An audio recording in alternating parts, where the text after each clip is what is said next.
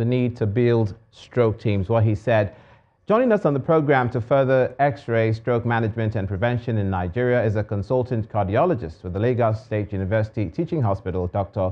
Olusegun Joseph. Thank you for joining us on News Across Nigeria. Thank you for having me. Now, as the neurologist spoke of just now, he says there's a need for stroke management facilities to be put in place, and many Nigerians are aware of stroke, but possibly not aware of what causes it to the degree that they need to be.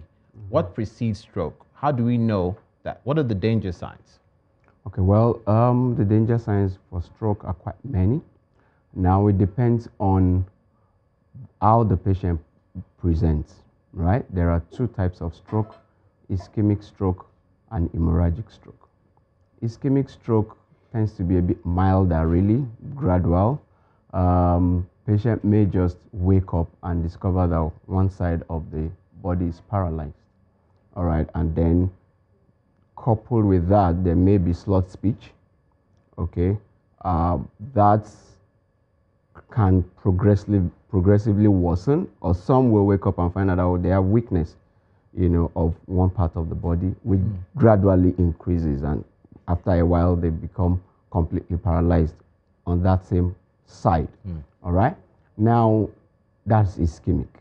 Okay. All right, now for the hemorrhagic, it's also very sudden, but if the patient can be walking, doing something, and suddenly just becomes unconscious, all right, with attendant loss of power in one side of the body.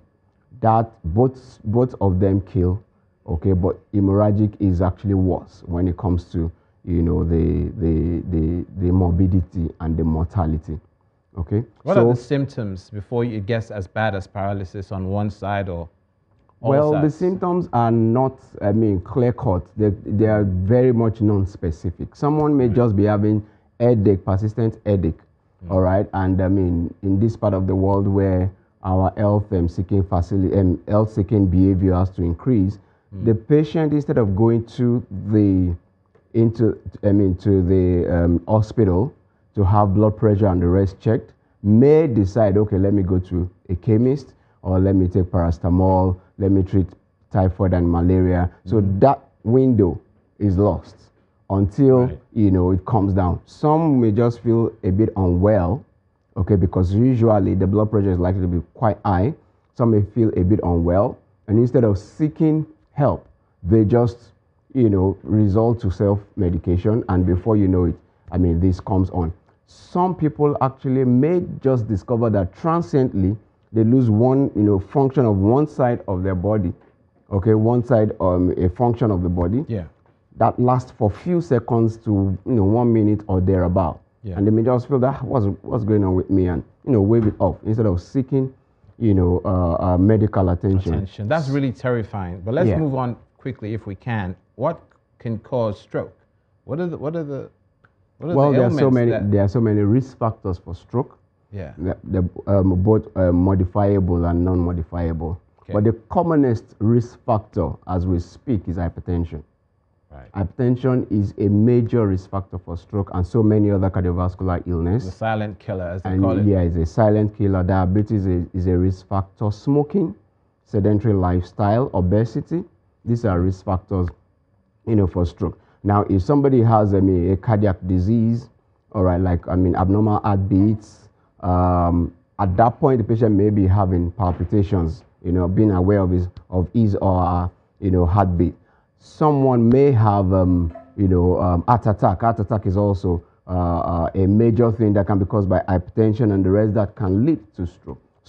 High salt intake is also, and then things like, we've mentioned sedentary lifestyle, a lot of risky behaviors of people, not only cigarette smoking, but even smoking of or taking recreational drugs.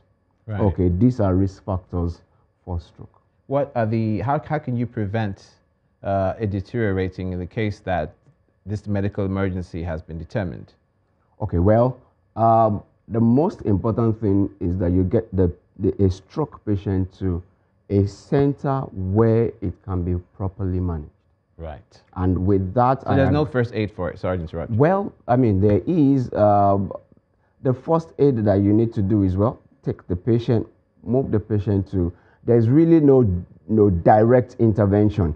But if the patient is taken to, I mean, a primary health facility, for example, they will set up a drip, and set up drip for the patient, take the vital signs. We don't encourage blood pressure, being crashed. We don't encourage a high blood pressure to be crashed and made normal immediately. To only worsen Really? the stroke. Yeah. Do you find that these facilities are available across the country? The stroke center. Stroke centers, yes. Well, there's a stroke center in Luth, and they're doing quite well, because management of stroke is actually a highly specialized, thing. Okay, and it involves so many specialists coming in to manage. The Luth in neurologist, Yaba.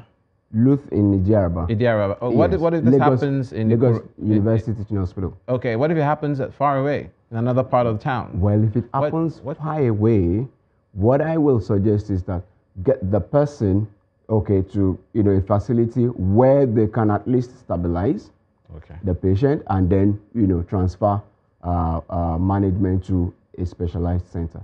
Finally, how can we, in 1 second, finally, what more can be done by way of the government providing these facilities and encouraging private sector practices as well? Well, that will go a long way to help. All right. I mean, like you said, someone coming from Ikorodu, I mean, if there's a center near there, that's fine. But then it's also a very expensive center to create. Right. The most important thing is prevention and awareness, to the populace. Everybody must be aware that cardiovascular risk factors are here with us, and we need to do our best to make sure we don't progress to cardiovascular complications like stroke, heart attack, and the rest. Thank you so much for your time. Thank you for I've been having me. speaking with a consultant, cardiologist at the Lagos University Teaching Hospital, Dr. Olusegun Joseph.